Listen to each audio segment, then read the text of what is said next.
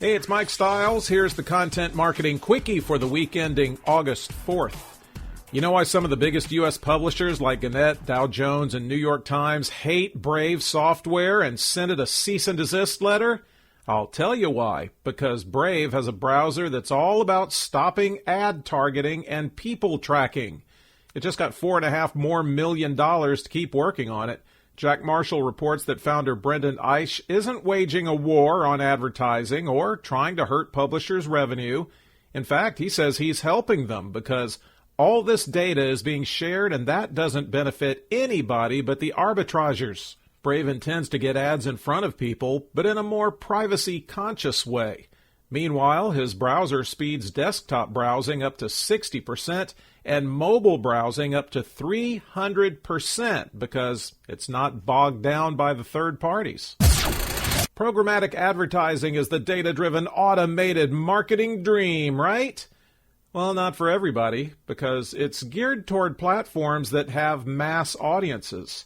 But if you're a super niche programming play, such as, podcasting, not so much. In fact, Lindsay Bennett reports that at the International Advertising Association event by Nova, several people thought programmatic becoming the way of the world might just kill podcasting in its adolescence. Head of Creative Services Andy Milne said, if you just buy the best CPM available and stick it in there, you lose contextualization. No one will accept an ad if it's contextually irrelevant. Mamamia's Women's Network Monique Boley thinks podcasts should focus on sponsored content, not ads, and went on to predict in 5 years, podcasts will have gone to a Netflix-style subscription model. Sure, Facebook live video streams are great, but wouldn't they be a lot better if they were interrupted with 15-second video ads? I bet you're like me and think that'd be an awesome user experience. And that's what Facebook is testing with some publishing partners. Garrett Sloan writes in Ad Age, the Zucker man always said he thinks pre-roll ads ruin the viewing experience. Guess he feels different about interrupting a live event. They'll use ads from existing video campaigns, but marketers can opt out. One agency said, we wanted to opt out immediately because there was no reporting and you don't have control over where the commercial shows up. But 22 Squared's Chris Tuff says it could work, depending on the ad creative. Trends are always fun to hear about, although guesses about future trends are like scary X's. Everybody's got one. These come from Jessica Ann, so see if you see what she sees. See? 1. Getting rid of once and for all the thought that gaining followers or page likes should be a goal. More does not equal effective. 2. Emotional content is more crucial than ever. People are not swept off their feet by specs and features. The caveat to that is emotional storytelling is not easy and not anyone can do it. 3. Source info in a concise way and please those very short average attention spans. And make sure the info you gather up speaks to your audience's pain points in a fun, creative way. What trends is Jessica missing? Tweet me at BrandContentST.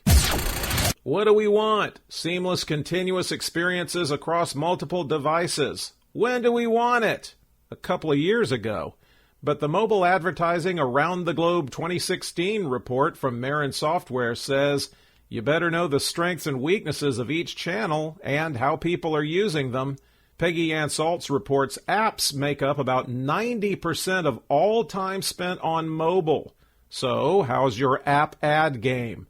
The report shows a shift in click share away from desktops to phones, with tablet clicking relatively flat. For display ads, at the end of 2015, 71% of all display ad clicks were on a phone. Tablets were again flat. What's the deal with tablets and phablets not catching fire in terms of ad clicking?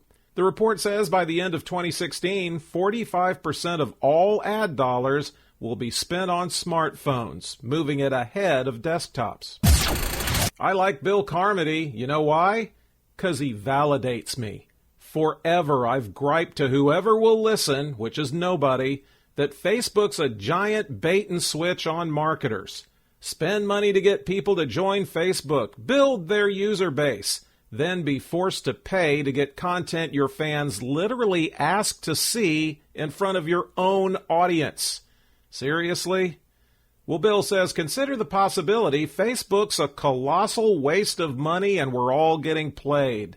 In addition to paying to talk to your own audience, Bill doesn't like that we're not allowed to reward people with something of value in exchange for a desired action, like a like or a share.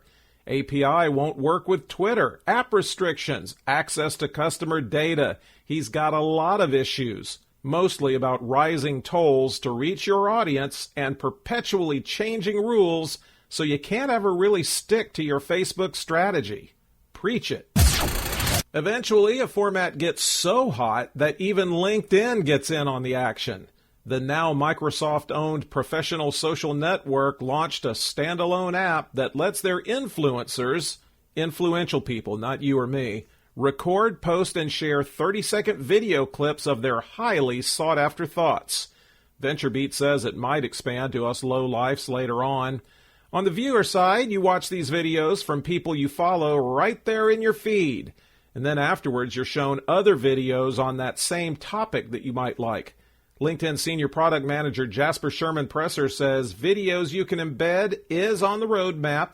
And yes, live streaming is in the back of their minds and might someday move to the front of their minds. A Videology study of video campaigns that ran on its platform in Q2 shows that most of you guys, 43%, have viewability as your main objective. Then comes click-through rate and view-through rate.